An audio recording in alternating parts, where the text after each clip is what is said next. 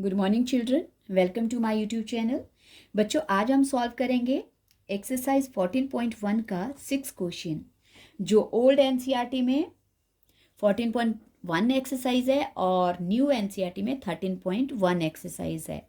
Okay, तो question दिया है, the table below shows the daily expenditure on food of 25 house holds in locality. इसमें बोला है कि किसी लोकेलिटी के 25 घर हैं और उस घर में जो फूड के ऊपर एक्सपेंडिचर होता है डेली, उसकी हमें कुछ एक डिटेल्स दी हैं नीचे। और फिर बोला है कि find the mean daily expenditure of food by suitable method. तो इसमें बोला है कि आप सूटेबल मेथड यूज़ करते हुए इस डेली एक्सपेंडिचर का, जो फूड के ऊपर एक्सपेंडिचर होता है, उसका मीन निकालो।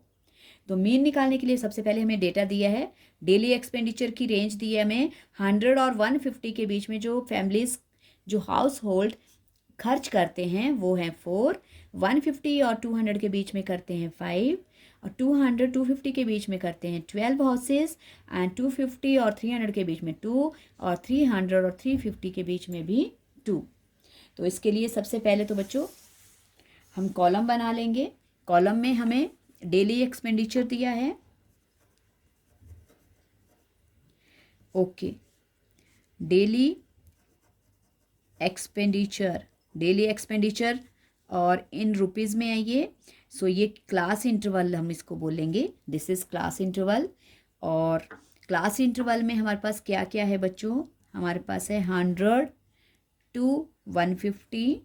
ये रेंज होती है, डेटा की रेंज दी है कि इसके बीच में लाई कर रही हैं वैल्यूज़। और 150 to 200 and 200 to 250।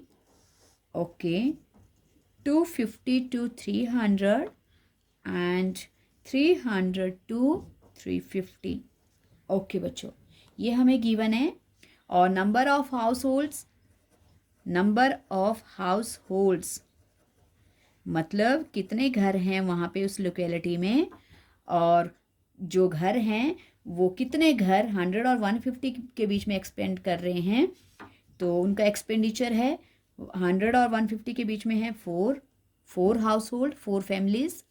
और वैसे ही आगे है 5, और 250 के बीच में है 12, और 250 और 300 में है 2, और 300 और 350 में भी है 2। ओके, तो बच्चों मैं इसको बाय अज्यूम्ड मेथड करवा रही हूँ।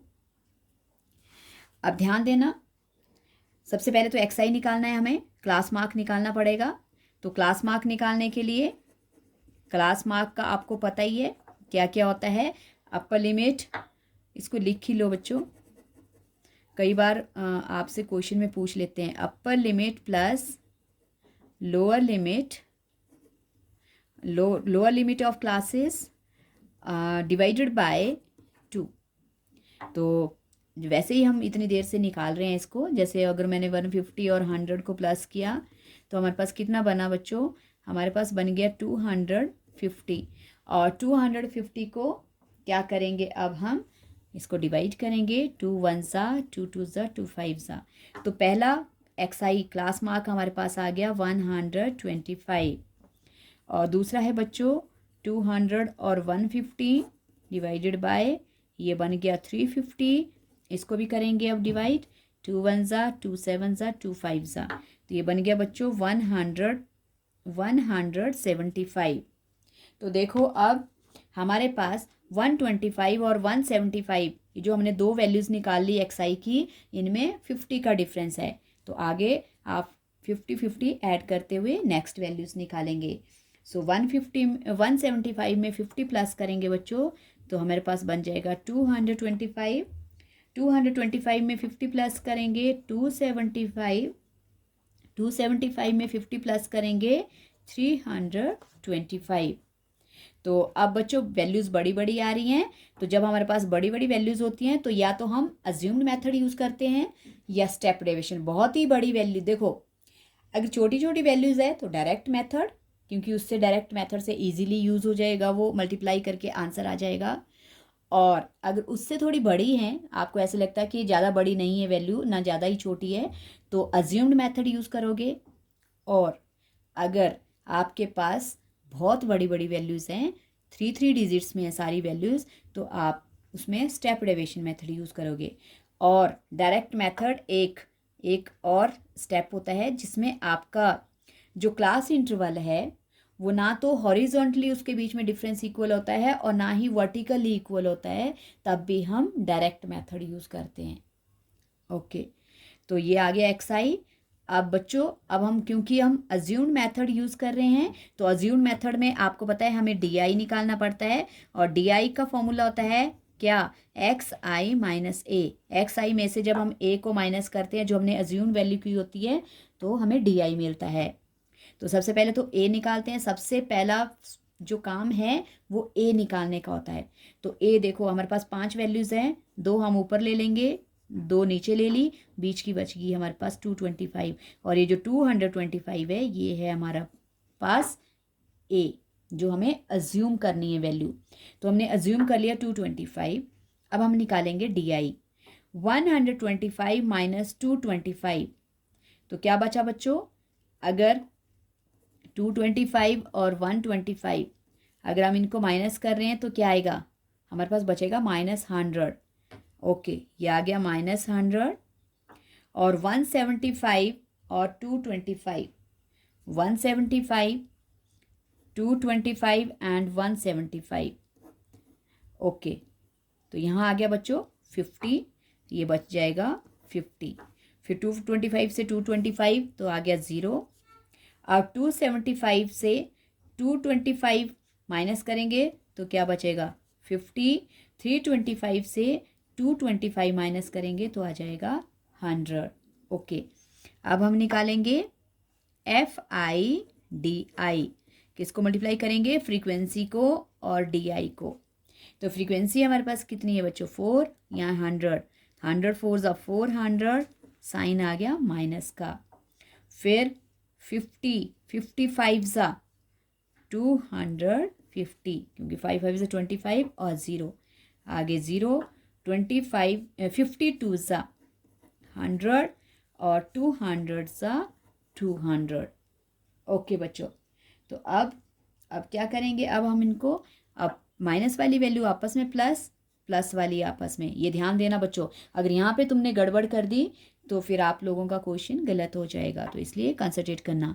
400 में 250 प्लस करेंगे तो बच्चों बन जाएगा 650 और साइन आ जाएगा माइनस का। और 200 और 100 ये हो गए 300। अब बनाएंगे हम इनका sum, sigma, summation of F I D I. तो देखो, -650 is greater and 300 is smaller. तो बच्चों हमारे पास क्या बचेगा, हमारे पास बचेगा 350, और किस चीज़ का, माइनस का, -350। और यहाँ है हाउस होल्ड्स, इनका हमें टोटल करना है। टोटल मतलब सिग्मा एफ आई फ्रीक्वेंसी, और हमें क्वेश्चन में बोला है, यस क्वेश्चन में हमें 25 हाउस होल्ड्स बोले हैं, तो जो फ्रीक्वेंसी का सम है बच्चों वो 25 है। ओके, तो अब हम निकालेंगे मीन।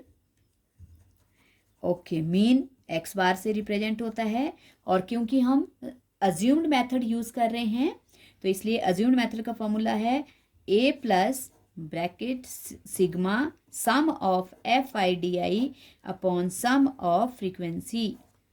ओके, तो ए बच्चों कितना था हमारे पास 225 और प्लस, अब देखो एफ आई डी आई हमारे पास आ गया है बच्चों -350 और अपॉन 25। ओके, तो अब ये वाली वैल्यूज़ क्योंकि क्या हो रही हैं, डिवाइड हो रही हैं। किससे डिवाइड हो रही हैं बच्चों, ये 5 से डिवाइड हो रही है तो कैंसिल कर सकते हैं, 5 5 सा 5 7 सा। ओके, ऊपर आ गया 70 और नीचे आ गया 5। अब 5 से हम 70 को डिवाइड कर लेंगे, क्योंकि 5 के टेबल में 70 भी आता है, 5 14 सा। और हमारे पास बच गया 225 प्लस माइनस -14। ओके, इनको माइनस कर लेंगे, 225 में से हम 14 माइनस कर देंगे, हमारे पास आ गया बच्चों 211। तो मतलब हमारे पास जो क्या था, जो लिख सकते हैं हम अगर लिखना है तो लिख लेना, मैंने और क्वेश्चंस में नहीं लिखवाया है, लेकिन लिखना है तो लिख सकते हो। हम लिख लेंगे hence the mean daily expenditure बोला है क्योंकि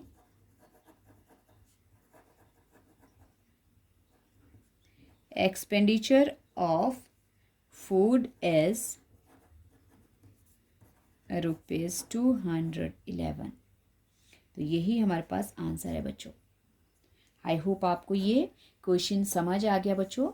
समझ आ गया है तो प्रैक्टिस करना और वीडियो को लाइक करना, शेयर करना और प्लीज़ चैनल को सब्सक्राइब भी करना, ताकि बहुत सारे बच्चों तक आपकी तरह ये सारे क्वेश्चंस के सॉल्यूशन पहुंच सके और वो भी अपनी पढ़ाई अच्छी तरह से कर सके। Thank you so much.